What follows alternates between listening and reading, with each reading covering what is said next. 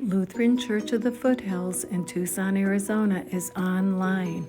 After a generous gift from one of our parishioners along with a Grand Canyon Synod grant, our church is fully equipped to live stream and electronically record all services. One contractor was hired to provide the audiovisual equipment, training, and support, and another contractor was hired to build a sound booth in the church sanctuary.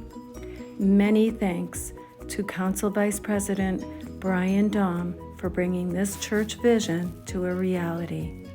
Lutheran Church of the Foothills is stirred up in the spirit as our in-person attendance and our online viewership grows.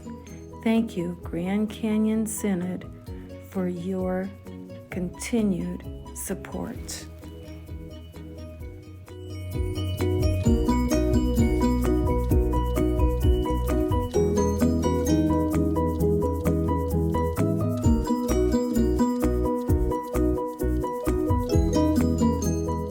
Welcome to worship on this first Sunday in Lent. We are so glad to have you here with us today.